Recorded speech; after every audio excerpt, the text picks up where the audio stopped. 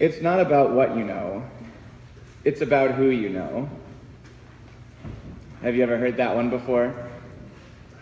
Has a situation ever come up at work or at school where you got something not necessarily because you were the most qualified and beat out everyone else who was trying to get it, but maybe somebody you knew was sitting on the nominating committee, or maybe your neighbor's brother put in a good word with you with their boss, or your English teacher just happens to be friends with your parents. One of the jobs I worked at before coming to seminary had a very competitive hiring process. And I found out later that nobody, including me, would have been hired if we didn't already know somebody who was working there, who put in a good word for us. I knew a guy. Whatever the situation is, you know a guy. You've got a lifeline. There's no need to worry. This person who's higher up will pull you through. And what you do becomes secondary to who you know. These people who came to hear John preach, they were thinking in much the same way. I'm a descendant of Abraham. I know a guy. Or at least I'm related to one. Surely when the Messiah comes, he'll intercede on my behalf because of my bloodline, and I'll be taken. I'm not worried. John's not thrilled with that response. If we learned anything about John from last week, is that he's calling for an internal change of heart before anything can change in the external world. And that is exactly what he is not hearing from these people who are coming to listen to him. These crowds were clinging to their lineage as a lifeline and were hoping that God would come down to fix everything in the world around them, and in the process, they would be saved and raised up. It didn't really matter to them what they did, what their actions were. And as we heard in John's response, it appears that these people were not bearing good fruit. What they cared about was that they were part of the in crowd. They were the select group of God's chosen. They were Abraham's descendants. And because of that, God would save them no matter what. They would not have to face this wrath to come. They were finding ways to tune out their call from God to bear good fruits. And here comes John, arriving to proclaim a different idea of how all that was going to work. That it wasn't all about who you were descended from. We may not hold on to being a child of Abraham, being descendants of Abraham as our lifeline, but we still find ways to tune out God's calling for us to bear good fruits. We become so focused on one or more aspects of our life that the call to bear good fruits becomes secondary and then forgotten. One way in which we tune out God's call is on the value we place on having a personal relationship with Jesus. The call for action and justice in the world is ignored or turned down, as the only thing that matters is that we feel good in our personal spiritual lives. Without bearing out any of these fruit that we are called to by John, we await the coming of a Messiah who will shepherd us through whatever this wrath is to come. He will shepherd us through because we have kept our personal piety perfectly placed on Jesus. Whatever happens to the rest of the world is secondary, and when that wrath comes, they better hope they have as good of a relationship with Jesus as I do. On another end, another way we tune out God's call is believing that nothing that we do ultimately matters. We're able to explain away a lack of action, a lack of a call to justice, a lack of caring for our neighbor, believing that whatever we do, regardless of the fruit that we bear, there's no way our God could possibly have this wrath, so God will just save everyone regardless of what we do. And in that case, why do anything? Why go through all that effort trying to make the world a better place if God's just going to come through and do it all?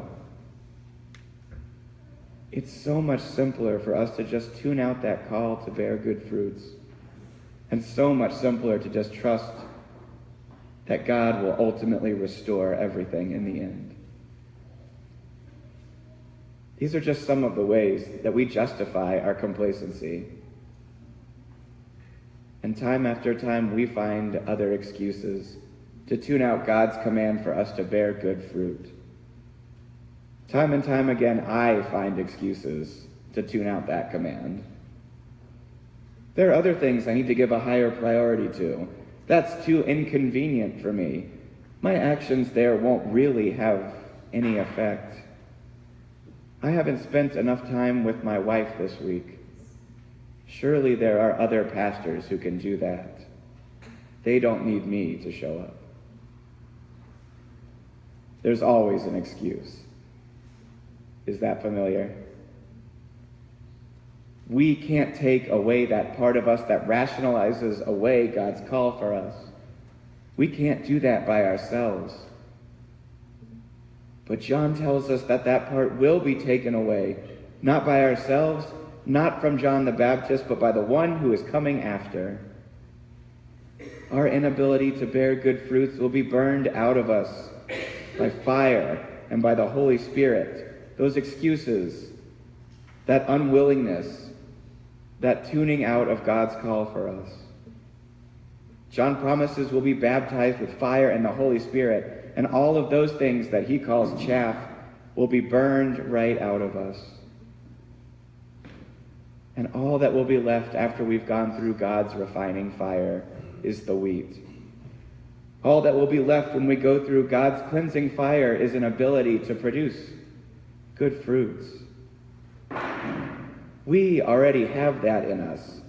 We have that goodness in us through the baptism, which John will baptize Jesus into, the baptism that you and I were baptized through water and the Word.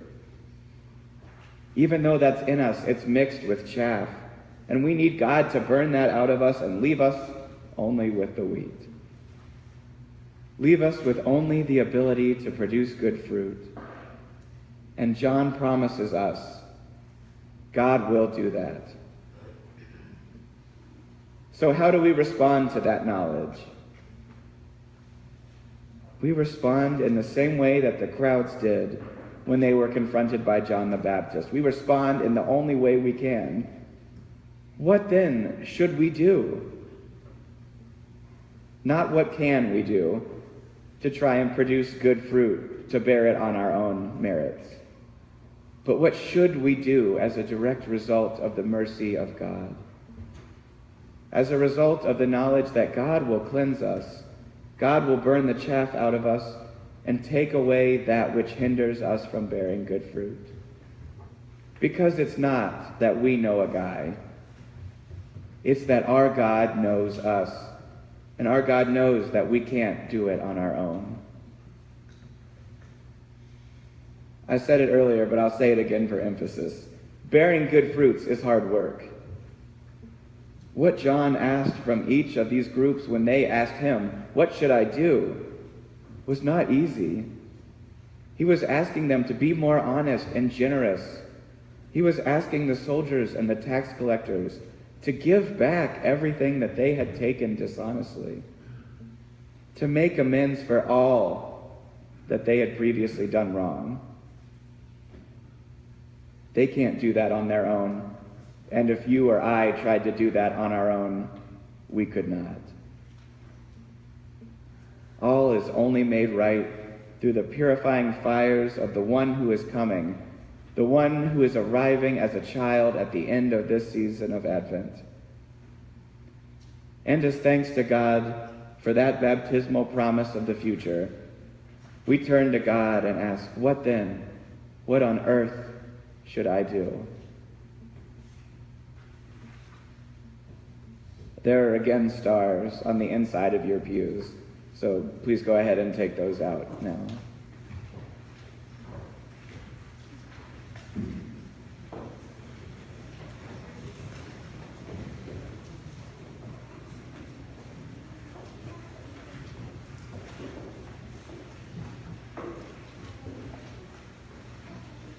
And as we observe these minutes of silence that follow, please write down the answer to the question on the star and place it in the offering basket when it's passed around.